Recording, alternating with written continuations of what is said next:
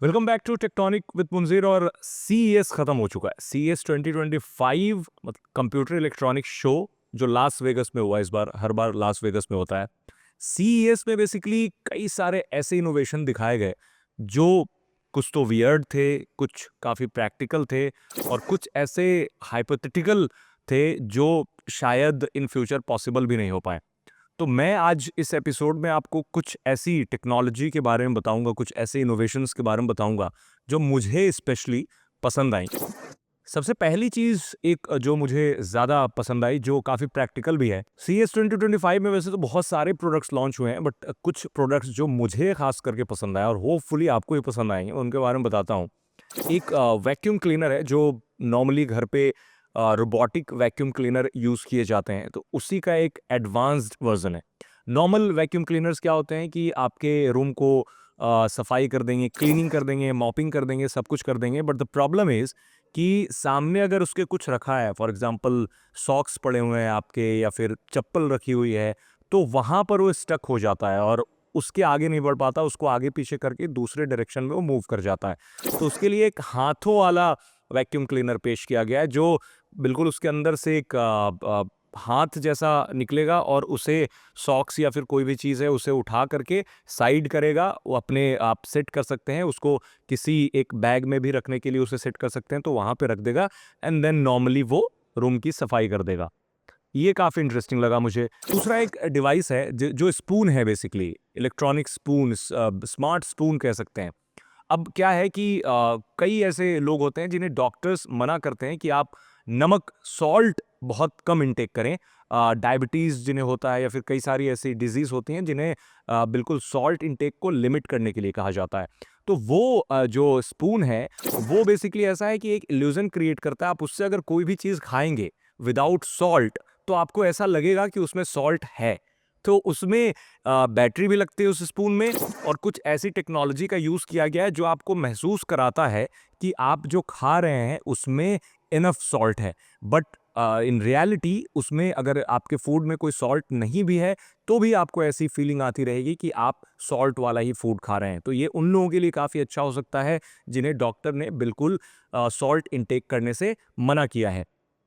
एक और रोबोट देखने को मिला। रोबोट तो बहुत सारे दिखे, ह्यूमनॉइड रोबोट, क्योंकि ह्यूमनॉइड रोबोट का कॉन्सेप्ट बहुत तेज़ी से ग्रो कर रहा है। ह्यूमनॉइड रोबोट का मतलब ये है कि घर पे या फिर कहीं भी ऐसी चीज़, इंसानों जैसे दिखने वाले रोबोट, इंसानों की तरह काम करने वाले रोबोट।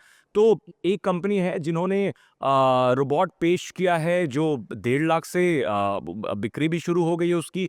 वो बेसिकली फ़न पर्पस के लिए बनाया गया है, जैसे बातचीत कर सकते हैं और अपनी कॉन्वर्सेशन शेयर कर सकते हैं, हैंडशेक कर सकते हैं और देखने में इंटरेस्टिंगली वो रियल रोबोट जैसे लगते हैं। तो उसके अलग-अलग वेरिएंट हैं, मतलब बहुत जगह ये कहा कहा जा रहा है कि कंपनी ने रोबोटिक गर्लफ्रेंड लॉन्च कर दी है और बहुत सारे लोग उसे देख करके ऐसे ही बोल रहे हैं कि उसे खरीद सकते हैं और जो पर्सनल बातें हैं शेयर की जा सकती है, क्योंकि देखने में वो काफ़ी रियल लगता है। और हमने कई सारे इंटरव्यूज़ देखे हैं उस रोबोट के साथ, तो देखने में वाकई काफ़ी दिलचस्प पीस ऑफ टेक्नोलॉजी लगता है। ऐसे ही बहुत सारे दूसरे छोटे-छोटे रोबोट्स आए।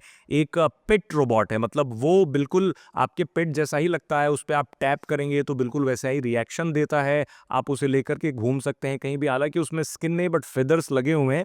इट फील्स लाइक कि आप किसी पेट को ही पेट कर रहे हैं। एक फ़ोन चार्ज करना बहुत मुश्किल होता है काफ़ी सारे लोगों के लिए। कितना भी फ़ास्ट चार्जिंग वाला फ़ोन हो, बट चार्ज करने में आधे घंटे तो लग ही जाते हैं, कई बार 1 घंटे भी लगते हैं। तो एक स्विपिट टोस्टर लॉन्च हुआ है। टोस्टर फ़ोन चार्ज करने वाला। आप उस पे उसके अंदर फ़ोन डालते हैं और निकाल लेते हैं, फ़ोन आपका फुल चार्ज हो जाता है। अब आप सोच रहे होंगे कि ऐसी टेक्नोलॉजी तो कभी एग्ज़िस्ट ही नहीं करती थी कि सेकंड भर में फ़ोन को फुल चार्ज कर दे। बट वो एक्चुअली बैटरी पैक का कॉन्सेप्ट है। एक कंपनी है जिन्होंने फ़ोन्स के लिए बैटरी पैक बनाए हैं, आईफ़ोन्स के लिए या फिर किसी भी फ़ोन में वो लगाए जा सकते हैं। तो दरअसल वो बैटरी पैक इनबिल्ट होती है और उस टोस्टर में आप डालेंगे तो वो बैटरी पैक रिप्लेस हो जाती है दूसरे बैटरी पैक से। तो आपका फ़ोन फुल हो जाता है 100%। स्मार्ट ग्लास के भी कई सारे इनोवेशन देखने को मिले। मेटा रेबन ऑलरेडी मार्केट में है, जो मैंने पहन रखा है, मेटा रेबन स्मार्ट ग्लास है, बट इस वाले ग्लास में कोई डिस्प्ले नहीं है, इसमें सिर्फ माइक्रोफोन्स हैं, स्पीकर्स दिए गए हैं, एआई फीचर दिया गया है, कैमरे हैं। बट हैलिडे नाम की कंपनी है, उसने एक स्मार्ट ग्लास शोकेस किया है जिसमें इनबिल्ट स्क्रीन है। बट वो स्क्रीन ऐसा नहीं कि आपका विजन ब्लॉक करेगी, बट इसके ऊपर छोटी सी एक छोटा सा व्यू फाइंडर जैसा है, जो आप आंखों को ऊपर की तरफ करके अगर देखेंगे तो उसमें आपको नोटिफिकेशंस दिखेंगे, रिमाइंडर्स दिखेंगे, सारी चीज़ें उसमें दिखेंगी। तो वो एक काफ़ी इनोवेटिव प्रोडक्ट लगा कि नियर फ्यूचर में स्मार्ट ग्लासेस इनबिल्ट स्क्रीन के साथ आ सकते हैं, क्योंकि अभी स्मार्ट ग्लासेस का जो कॉन्सेप्ट है उसमें इनबिल्ट स्क्रीन नहीं होती है। हालांकि उसके बहुत डाउनसाइड भी होंगे कि इंसान काम करते करते बिल्कुल नोटिफिकेशन देखने लगेगा, उसको स्क्रीन दिखने लगेगी, but still this piece of innovation looks very interesting. तो मुझे लगता है कि आने वाले समय में हैलिडे जैसी और सी कंपनियां आएंगी जो अपने स्मार्ट ग्लासेस में डिस्प्ले इन बिल्ड करना शुरू करेंगी, जो आपके विजन को ब्लॉक नहीं करेगा, बट आप उसका ग्लैंस ले सकेंगे। लिनोवो ने एक काफी दिलचस्प लैपटॉप पेश किया। मतलब वो आपने, आई बेट आपने कहीं नहीं देखा होगा उस चीज को भी। लैपटॉप आप यूज कर रहे हैं, उसकी स्क्रीन है, आपने एक बटन टैप किया, स्क्रीन खुद से बढ़ने लगती है, मतलब स्क्रीन बड़ी होती जाती है। और उसके लिए मोटराइज सिस्टम का यूज किया गया है, जो बेसिकली डिस्प्ले को बड़ा कर देता है, ऊपर की तरफ उठने लगती है, और आपका जो डिस्प्ले एरिया है वो बढ़ जाता है। काफी महंगा है, बट स्टिल टेक्नोलॉजी काफ़ी नई है। हालांकि हमने ऐसे इनोवेशन देखे हैं, तो बस वैसे ही लिनोवो ने किया है, लैपटॉप के साथ वो फीचर उन्होंने एम्बेड किया है। लैपटॉप काफ़ी महंगा है, बट इनोवेशन के पॉइंट ऑफ व्यू से काफ़ी आगे है। एचएमडी ने, जो फिनलैंड की कंपनी है, फिनिश स्मार्टफोन मेकर है, बट नोकिया के फ़ोन्स अभी एचएमडी बनाती है, लाइसेंस उसी के पास है। तो कंपनी ने एक डोंगल लॉन्च किया है, जो क्या करता है कि आप कहीं भी हो, नेटवर्क एरिया में नहीं हो, फिर भी आपके फ़ोन में वो नेटवर्क प्रोवाइड कर देगा। छोटा सा डोंगल है जिसे आप ऑन द गो यूज़ कर सकते हैं कहीं भी। 200 यूएस डॉलर उसकी कीमत रहेगी, बट वो सैटेलाइट से डायरेक्ट कनेक्ट हो जाता है और इमरजेंसी में आपके काम आ सकता है। कहीं पे भी आप फ़ोन यूज़ कर रहे हैं, नेटवर्क नहीं है, बिल्कुल ज़ीरो कनेक्टिविटी है, लेकिन आपको कहीं कॉल लगानी है, तो उस डोंगल के ज़रिए आप किसी को कॉल कर सकते हैं। So this is also very interesting piece of tech, जो मुझे लगता है कि आने वाले समय में काफ़ी पॉपुलर हो सकता है। इवन दो कंपनियां, फॉर एग्जांपल आईफोन या फिर गूगल, सैटेलाइट टेक्नोलॉजी पे काफ़ी काम कर रही हैं, और आईफोन में, नए आईफोन्स में इनबिल्ट सैटेलाइट वाली टेक्नोलॉजी होती है, जिससे अगर आप नेटवर्क एरिया में नहीं हैं तो फ़ोन को ऊपर मूव करा के सैटेलाइट से कनेक्ट करके आप सैटेलाइट कॉल्स कर सकते हैं। बट ये जो एचएमडी का डोंगल है वो काफ़ी कन्वीनियंट हो सकता है। एनवीडिया इन दिनों काफ़ी न्यूज़ में रहता है। अब एनवीडिया सिर्फ अब ग्राफिक्स कार्ड वाली कंपनी नहीं रही है, क्योंकि बहुत सारे लोग एनवीडिया को जानते हैं कि एनवीडिया ग्राफिक्स कार्ड बनाता है।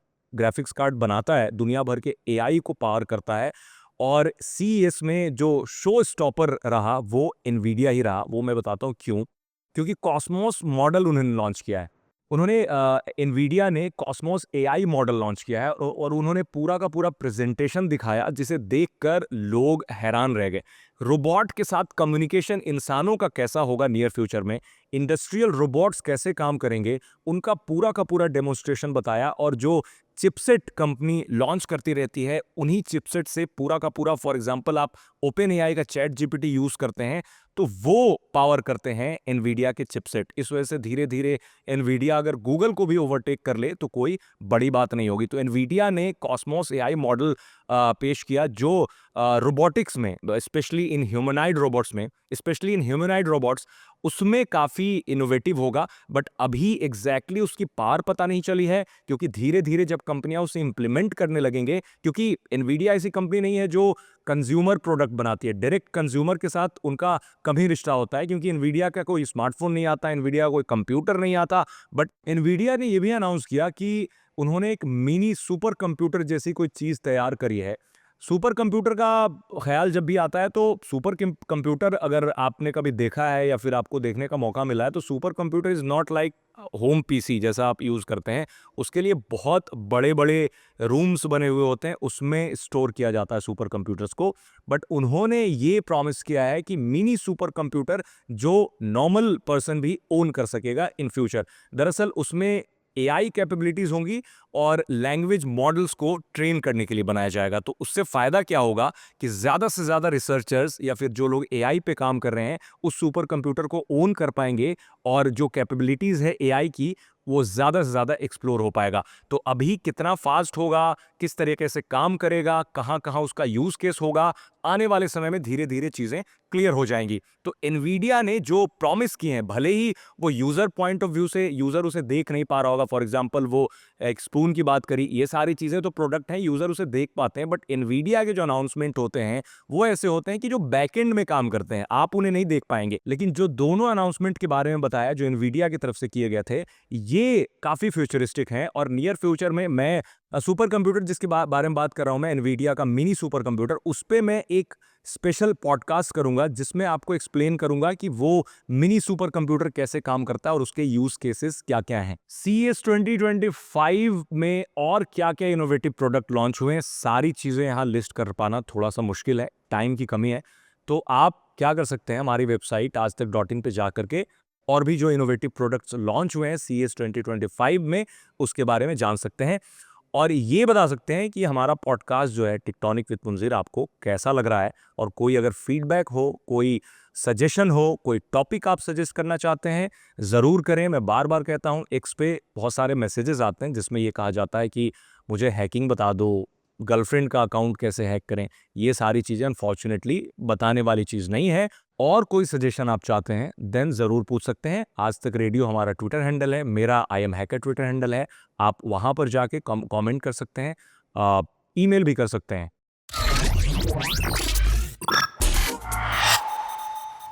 आज के टेक टिप में आपको बताता हूँ, काफ़ी बेसिक चीज़ है बट अगर आपको पता है तो अच्छी बात है, बट काफ़ी सारे लोगों को ये चीज़ नहीं पता होती।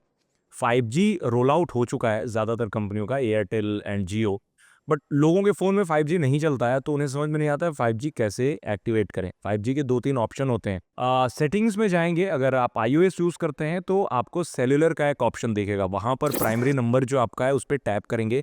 उसके बाद वॉइस एंड डेटा ऑप्शन होगा, उसमें आपको 3 ऑप्शंस दिखेंगे। एक है 4G, 5G ऑन और 5G ऑटो। 5G ऑन और 5G ऑटो में एक फ़र्क है।